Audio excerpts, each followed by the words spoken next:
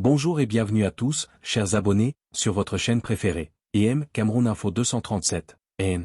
Aujourd'hui, nous plongeons au cœur de l'actualité politique la plus brûlante de cette période post-électorale. Notre titre, Tension post-électorale où le MINA fustige l'autoproclamation de Issa Chiroma Bakary. Dans ce reportage détaillé, nous allons décrypter la sortie musclée du ministre de l'administration territoriale, Paul Atanga NJ, suite à la déclaration choc du candidat du FNSC, Issa Chiroma Bakary, qui s'est déclaré vainqueur du scrutin. Nous analyserons les accusations des « impostures » et de « plans diaboliques ». Nous ferons le point sur les précédents historiques de 1992 et 2018, et nous vous donnerons des exemples concrets de l'impact de cette tension sur la vie actuelle des Camerounais. Mais avant de commencer, si vous appréciez la qualité et la clarté de notre travail d'analyse, faites-nous plaisir, donnez-nous un pouce bleu pour encourager notre équipe. Et bien sûr, abonnez-vous et activez la cloche pour rester scotché à toutes les mises à jour de l'information au Cameroun. C'est parti pour le décryptage. Douala, Cameroun, la période post-électorale, souvent synonyme d'attente anxieuse des résultats officiels, a été secouée par une confrontation virulente entre le ministre de l'administration territoriale, MINA, Paul Atanga NJ, et le candidat à la présidentielle, Issa Chiroma Bakary, leader du Front National pour le Salut du Cameroun, FNSC. L'objet du litige, l'autoproclamation du candidat Chiroma comme vainqueur du scrutin du 12 octobre 2025. Le ministre Atanga NJ a réagi avec une fermeté sans précédent, qualifiant la démarche de M. Chiroma des « impostures » et de « comportements irresponsables », jetant une lumière crue sur les tensions persistantes qui entourent le processus électoral au Cameroun. Décryptage de la réaction du MINA, l'accusation des « impostures ». La déclaration du ministre de l'administration territoriale est plus qu'une simple réprimande, elle constitue une mise en garde sévère contre toute tentative de déstabilisation du processus constitutionnel. À l'argument de la faiblesse logistique. Le MINA attaque d'abord Issa Chiroma sur sa faiblesse organisationnelle.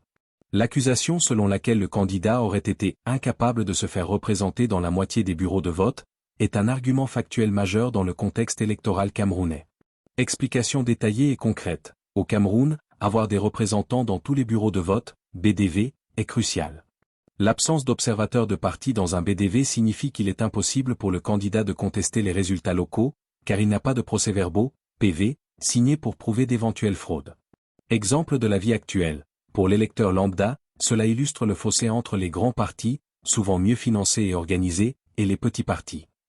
Quand un citoyen se rend à son bureau de vote à Yaoundé ou Garoua et constate que seul le parti au pouvoir, ou quelques grands de l'opposition, a des délégués visibles, cela souligne l'inégalité des chances et la difficulté logistique pour les petites formations de couvrir un pays aussi vaste que le Cameroun. La dénonciation du plan diabolique et conspirationniste. Le point le plus grave soulevé par Paul Atanga NJ est l'allégation d'une « démarche conspirationniste et anti-républicaine » visant à mettre le Cameroun à feu et à sang. Cette rhétorique forte est utilisée pour dramatiser l'enjeu et mobiliser l'opinion contre le candidat. Explication détaillée et concrète, l'autoproclamation est perçue par le régime comme un prélude à des troubles civils, s'inspirant potentiellement de scénarios post-électoraux observés dans d'autres pays africains. Exemple de la vie actuelle, cette accusation fait directement écho aux craintes sécuritaires du Cameroun, déjà éprouvées par les crises dans le nord-ouest et le sud-ouest. Pour le citoyen moyen, l'idée de mettre le Cameroun à feu et à sang renvoie aux scènes de violence passées lors des contestations de 1992 ou 2018. Les familles qui n'aspirent qu'à la stabilité économique et sociale voient ces déclarations comme une menace directe à leur tranquillité, justifiant la fermeté de l'État. Le rappel historique et la menace de fermeté. Le ministre fait appel à l'histoire politique du Cameroun pour asseoir la légitimité de la réponse de l'État. À l'ombre de 1992 et 2018. En mentionnant les précédents de 1992 et 2018, le MINA rappelle que l'autoproclamation ou la contestation prématurée des résultats n'a jamais abouti à un renversement du pouvoir par la rue ou par la force.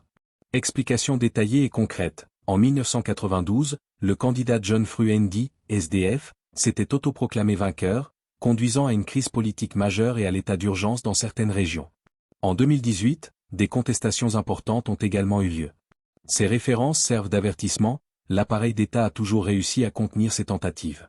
Exemple de la vie actuelle, la fermeté promise par le ministre s'incarne dans le déploiement visible des forces de sécurité, police, gendarmerie, dans les grandes villes après le scrutin, ainsi que dans les déclarations des autorités judiciaires. Pour les jeunes activistes ou partisans de l'opposition, cette menace n'est pas abstraite, elle signifie des interdictions de manifestation, des arrestations préventives ou des poursuites judiciaires, un scénario bien réel au Cameroun.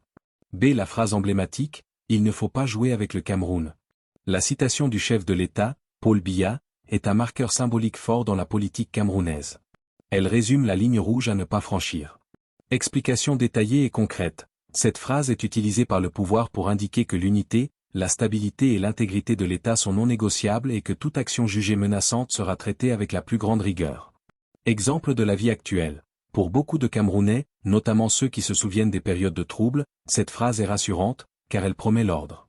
Mais pour une partie de l'opposition et de la société civile, elle est perçue comme un avertissement autoritaire contre toute expression légitime de mécontentement ou de contestation des résultats électoraux.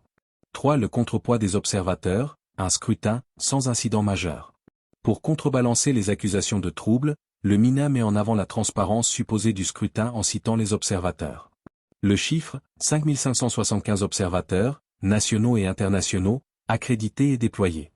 Ce chiffre vise à donner une couverture statistique à l'affirmation de la régularité du vote. La conclusion, l'avis des observateurs serait que le scrutin s'est déroulé sans incident majeur, et que les quelques irrégularités constatées çà et là ne sont pas susceptibles de modifier les résultats du vote. Analyse de la vie actuelle, l'efficacité réelle de ces observateurs est toujours un sujet de débat. Si le jour du vote, le Cameroun vit en général une ambiance calme et ordonnée, absence de violence aux urnes, la sincérité du scrutin est souvent remise en question en coulisses, notamment sur le terrain de la compilation des résultats. Le citoyen observe souvent une dichotomie, un vote calme, mais des tensions extrêmes lors de l'attente des résultats, soulignant que le vrai combat se situe souvent au niveau du décompte et des contentieux, plutôt qu'au niveau du simple bulletin de vote.